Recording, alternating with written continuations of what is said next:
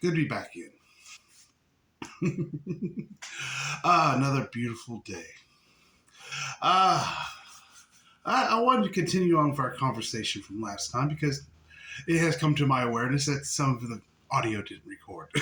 You can say, "Oh man, it didn't work," or you can say, I can talk about it again." Get to go deeper into it. This is what one of the things I think I talked about that may have gotten deleted. I'm not sure. I don't, is when you go into something, don't structure it too much. Don't say it has to be like this. Be open. Allow things to move. Allow mistakes. Perhaps there are no mistakes. Maybe they're just happy coincidences. Just go with it. Go with the flow. Don't see it as a barrier or a problem. It's not. It's just something that happened. It was an experience. What we talked about last time was I think we talked about high vibration, low vibration, or at least just a way of talking about it. I'm not here to define it in a concrete sense. Others have tried to do that and failed miserably. Let them keep playing that game. I guess one of the things I was trying to get across is the high vibrations. It's passive. It's always there because it has no beginning. It has no ending. It's just eternal. It's this eternal vibration that just sings. It's that I am that I am. I exist. I'm aware that I exist. It is a celebration. It is that orgasmicness that people talk about. And that lower vibration, you'll see, has to be fed. It has to, it's like we having to keep plucking the string. You have to keep feeding it. You have to keep giving it energy. Like your thoughts, you have to, for belief systems, you have to keep feeding it over time. You have to keep getting mental about it. When the I exist, it's just there. It's permanent. It's forever, all eternity, before, after, and now. It's the residence that is underneath everything. I guess we can talk a little bit. I keep saying like giving, receiving, light, dark, high vibration, low vibration, whatever. It's all the same thing because everything is dual. Everything has a counterpart. So we're going to talk about the seen and the unseen. That's kind of funny. The seen is usually in ancient times was symbolized by the color red. It is the color of active, of massive, the masculine. Then you have blue is the color of the feminine. It's kind of interesting nowadays. Blue is seen as a boy color, and pink, which is an offshoot of red, is seen as a girl's color. There's a reason for that. It's the opposite. Because boys usually prefer a calmer, cooling color, as the feminine prefers the more active, more vibrant, masculine color. It's kind of their counterpart. Because you're in a male body, you're in that energy of the masculine. You're in it. You kind of, you want, when you walk into a room, you want it to be a bit cooler, a little bit calmer, because you got all that energy just going around. But the feminine has that cool, calm, passive energy. But they want to be, as a younger teenager, I had a young sister, and her room was painted completely pink. I remember walking into that room as a teenager, going, "Oh my God, there's just so much going on. How could you even sleep in this room?" But for her, it was more relaxing and I don't know. I shouldn't speak for people, but I would feel that it was more relaxing to her than it was for me. But you get the colors scheme also comes from the blood. I don't show my hand; you can't see anything, but you have the veins. When the blood is inside your body, it is blue, the passive. When you cut yourself and the blood comes out, it is red. This is where the ideal germinated from. The seen and the unseen. Everything is dual. Everything is two. And at the same time, blood is blood. Blue blood just means it doesn't have any oxygen in it. And the active blood has oxygen.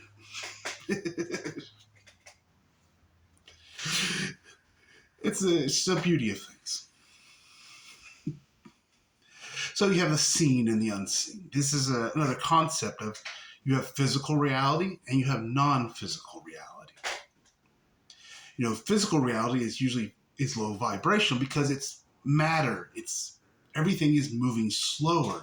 And so how you get the feel of having structure, of having mass.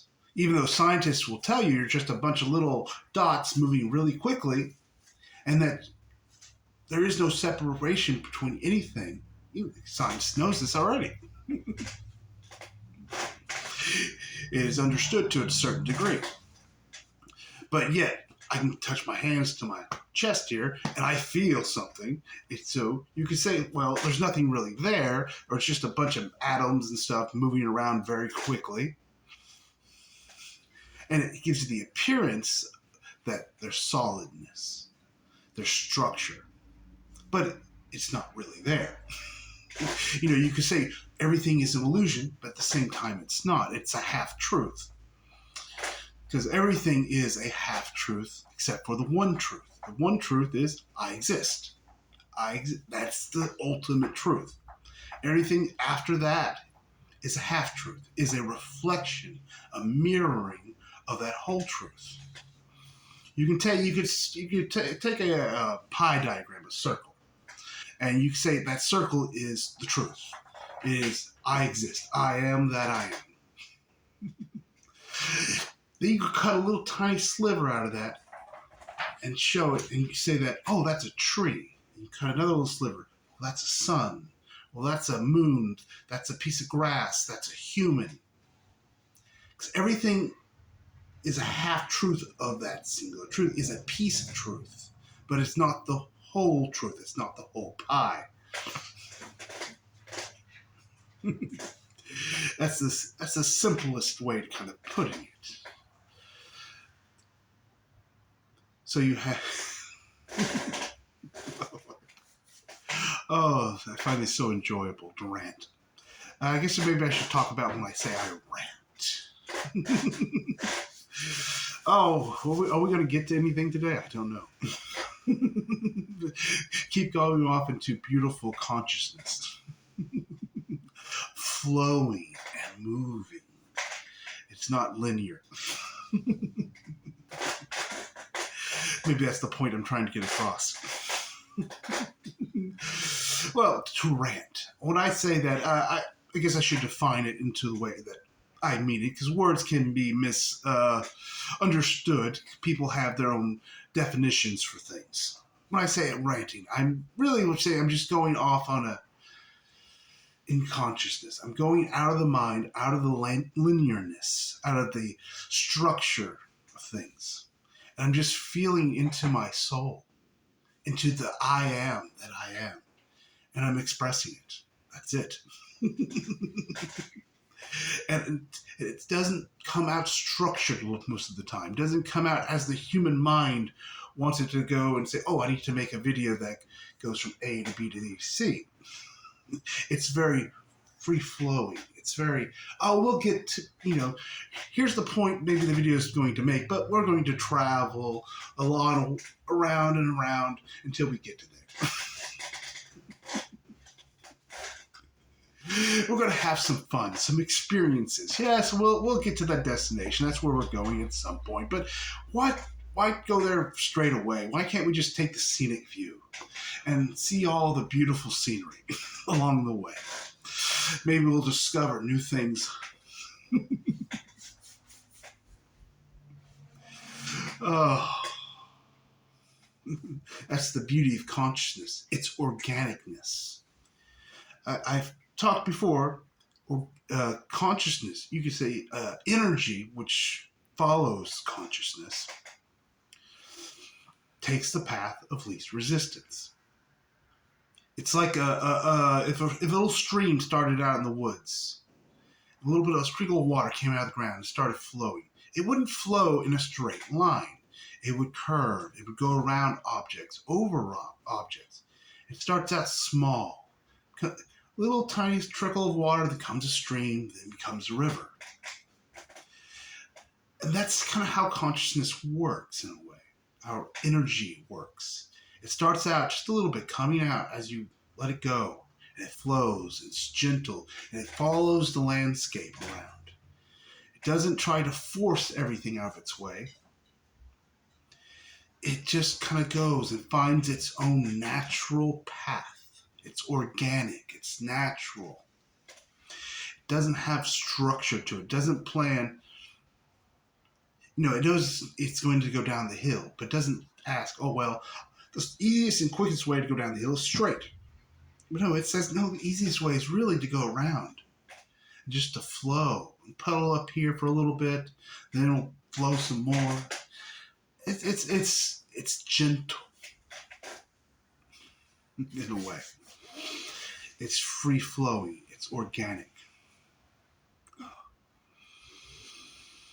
And you see, that is how energy comes in and serves to you. It won't follow the paths you think it's going to follow, because your mind is all about logic, all about A, B, C, D, E, F, G, 1, 2, 3, 4, 5, 6, 7, it going in order. When it'll start at 5 and go to 4, then back to 1, then to 0, then to 12, then 13.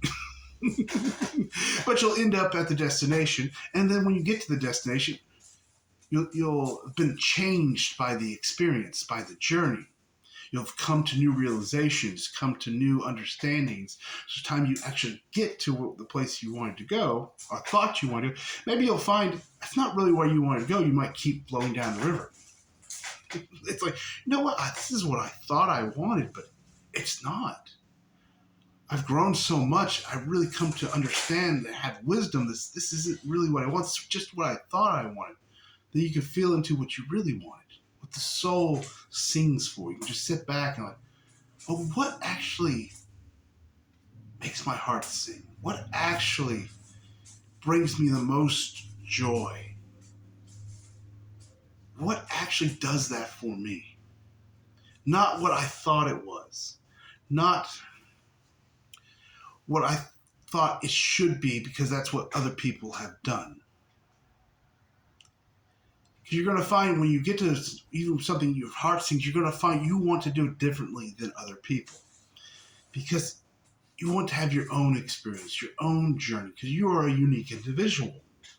And so you will not completely harmonize with anybody else's way of doing things.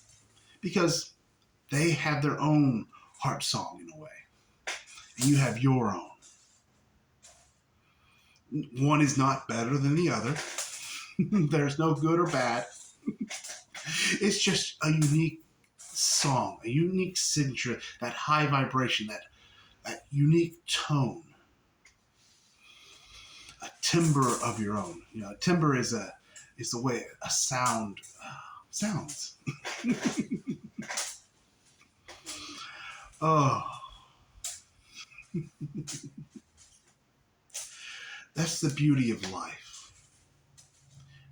Finding your heart and allowing it to express itself. I think I've talked before, making these videos was never something I would have thought of. Or if I had done it from the mind, I have thought of it, I would have done it much differently, much more structured. I would say, well, I need to come out with a plan, with a way to do it. And I was like, I threw all that away. Because I felt into it. It's like, no, I can't. I can't structure it. It feels unorganic. It feels icky. It has a lot of those mind farts in it.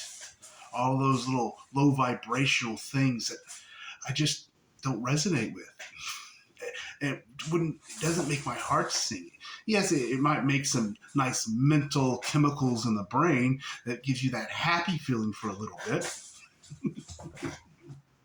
That carrot in front of the stick, that carrot on the stick just placed in front of you for you to chase. But it doesn't make my heart sing. That's when you know you found truth. Because the truth sings. It is that high vibration. It is that I exist. It's undeniable once you know it. And once you come to really know it, you start to trust it. You stop trying to go back and get that carrot, that the little chemicals the brain will give you, that little brain high that you get. You'll completely say, oh, that's nothing, because I kept having to feed that. That's low vibrational. You have to keep feeding it. You have to keep pouring more energy into it than you get back. That's free energy. That's the future, but scientists are looking for. And it's kind of interesting. I'm making this video. I think it was yesterday or the day before. Scientists announced they had somewhere in some lab had put some lasers onto a thing and blah blah blah, and they put so much energy into it, but got 50% more energy back from it. It was a nuclear fusion. You could say that was the first time getting into free energy. It's beautiful. You put low vibration, you put a lot of energy into it. You get very little to nothing back. High vibration, you don't have to put any real energy into it. It just comes back to you. It's free energy. It's high consciousness, you could say, or high vibrational. Just terms and words don't really matter. Hello, Eleanor. I just sit here and you just want to play. Oh, baby kitty.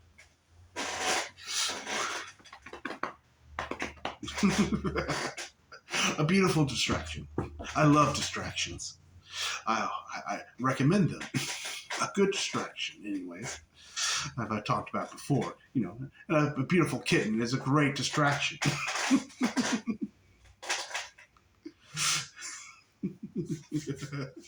Takes you right out of your mind.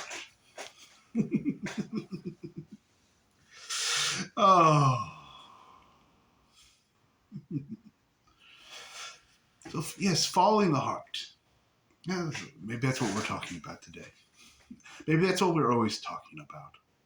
Coming to the heart and following the heart. Because I know a lot of people think that awake and you're awake, you open all your chakras up and stuff, and you go out and you go out here into the other realms, and that's where heaven is. Or I'm moving my hands around down here below me, and the cat thinks I'm trying to play with it. He keeps jumping at him. He just sees movement. He sees, oh, you want to play, Daddy?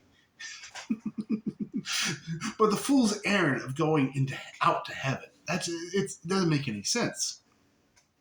If you really, even in a logical sense, when you come to understanding. Because I think I talked about oneness before, oneness and individuality. They're both out of balance, because one of just, if you're just oneness, where's the individuality? If you're just individual and you don't have any of that oneness, you're out of balance. Because there is no time. I will say this a thousand more times. Time does not exist. It's an illusion or a half-truth.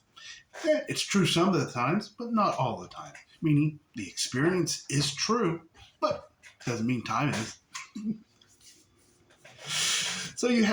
But time doesn't exist. So you have oneness and individuality both have no beginning and no end. They came into existence at the same time.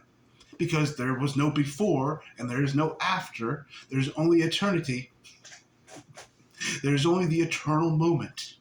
So that means they both had to exist. So they both are reflections of that truth, of that pie diagram I was talking about earlier, of the heart, of the I exist. They're both slivers of truth. Neither one of them is a full truth because they're just a half-truth. The only truth is you exist. So oneness is a half-truth. Individuality is a half-truth. So you come to the and of things, the multidimensional things, you bring them together. Yes, I am individual. Yes, but I have oneness within myself. You could say it's the paradox and say, oh, but there is no paradox. I am an individual and I am one. It's the and of things, because you're both slivers. You're everything all at once. Holus bolus. Simultaneous all at once, you are everything. Every reflection you see out there, it comes from within. It is created from that heart. That high vibration, that singing song of I exist.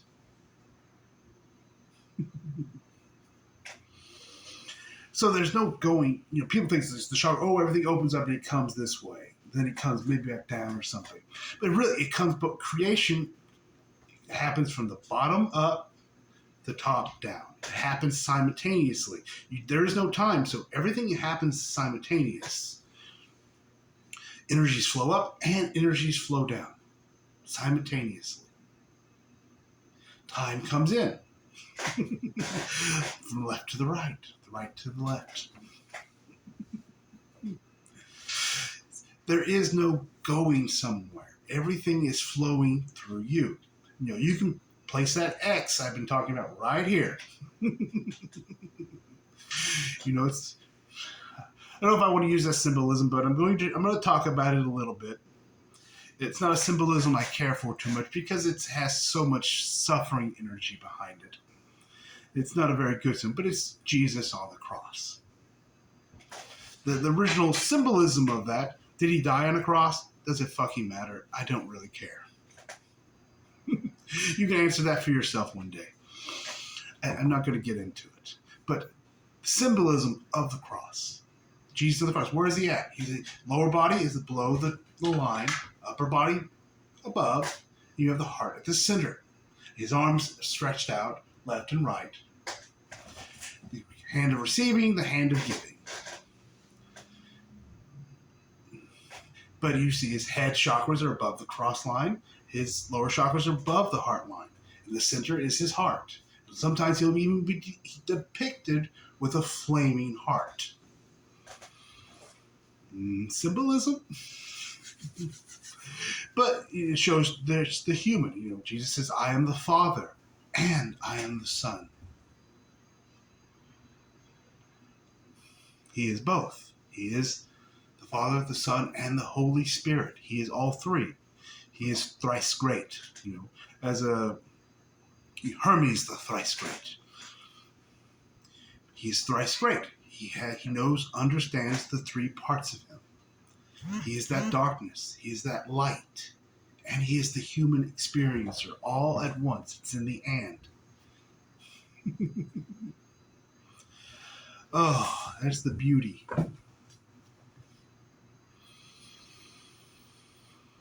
But not a very good symbolism to use for the problem that most people think, I have to be, nailed to a cross to suffer to get my, to have my enlightenment, my realization, which is false. This is olden times, the way people thought about it and how they thought to use. I'm getting about 30 damn texts at this moment. Just keep popping up. Oh, fun little distraction there. Hope it doesn't affect the recording. If it does, it does. Oh. A great distraction from that, that suffering. But yeah, Jesus, it's not a very good symbol. You see Jesus on the cross in the church, you're like, misunderstanding the whole concept here. That's why I said Buddha or Jesus aren't very good examples, because they went through a lot of suffering, and even some suffering was made up afterwards to make it. We won't get into me and early Christians where we disagree where things went at times. But Buddha went through a lot of suffering for his enlightenment. It's not needed. It isn't.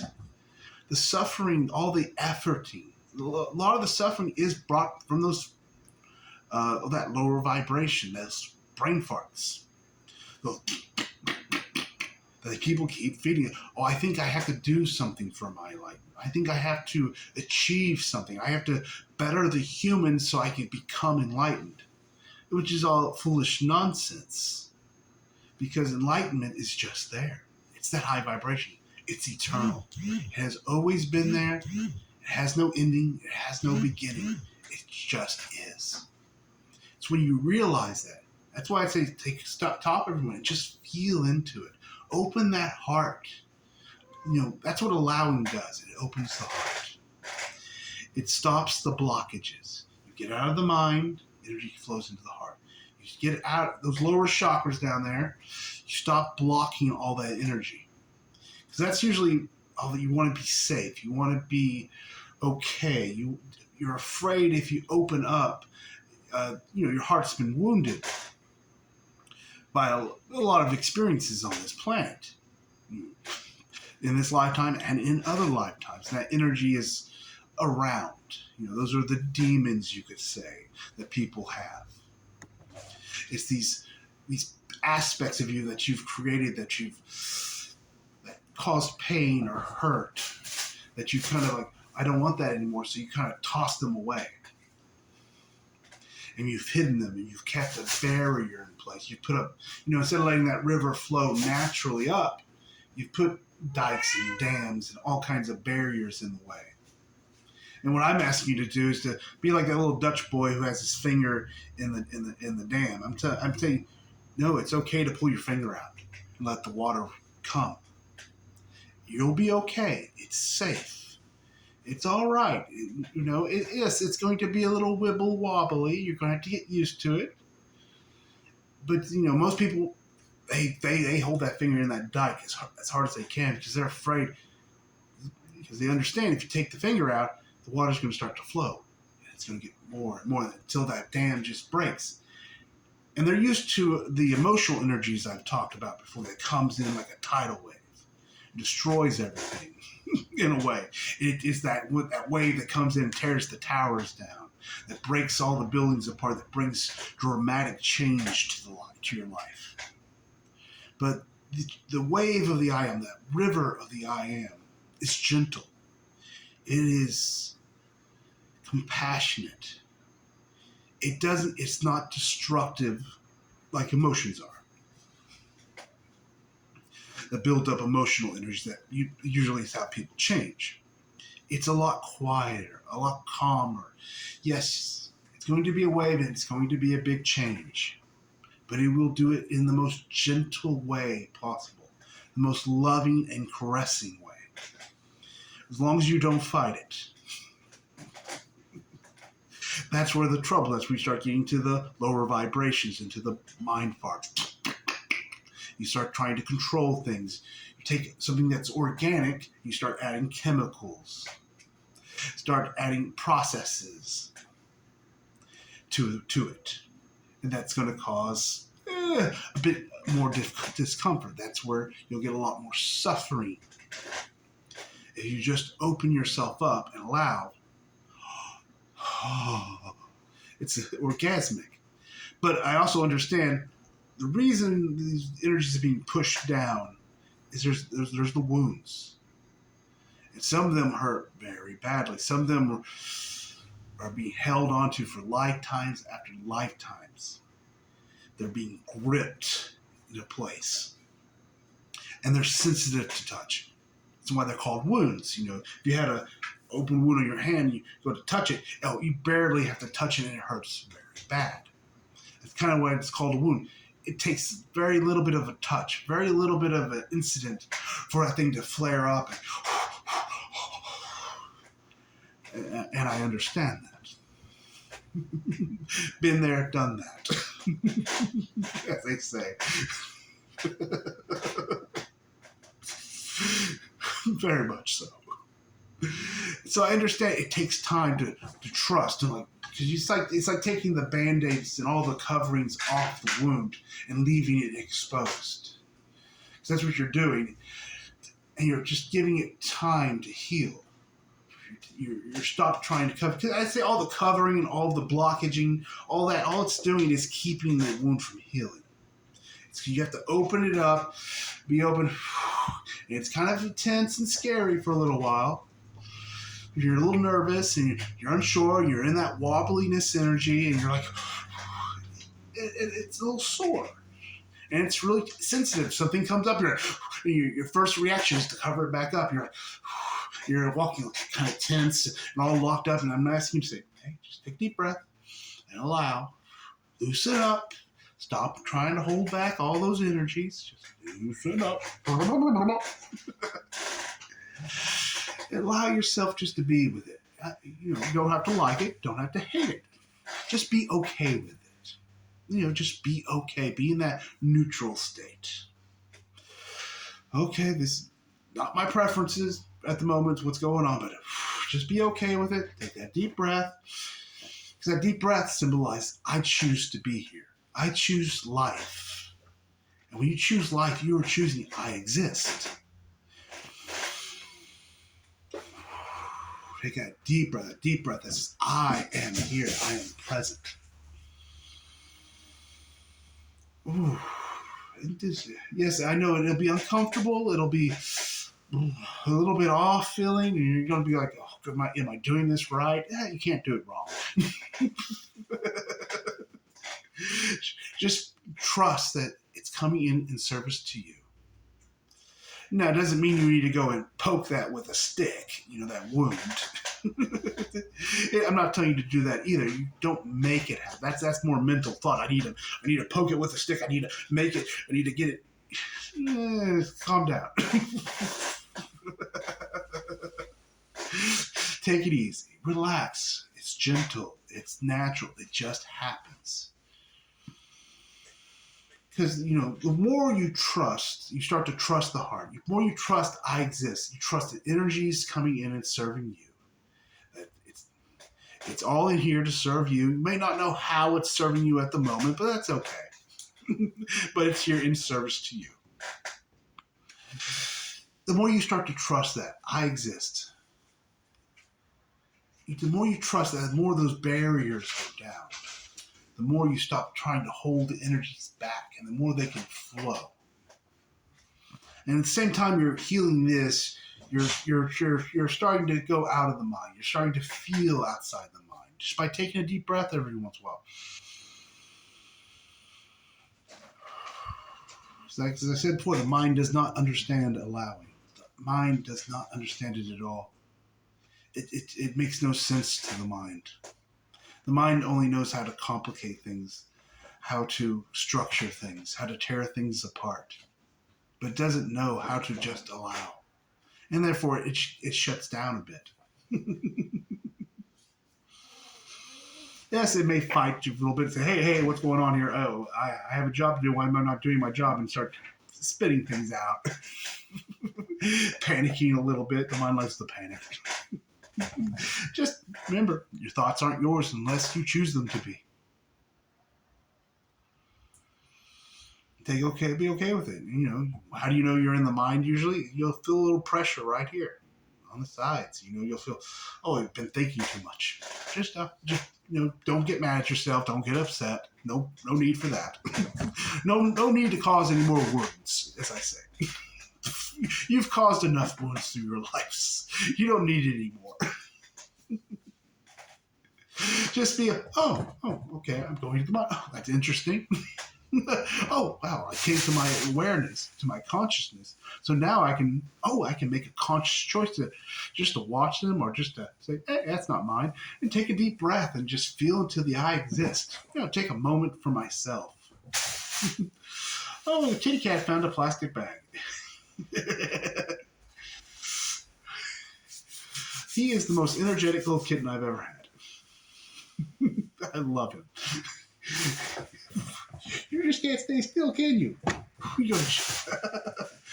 Oh, he loves to run from one side of the house to the other. Even though at the moment I have the door open so he can go in and out if he wants. And he chooses to be here. To interrupt my videos. Oh, isn't he a great friend?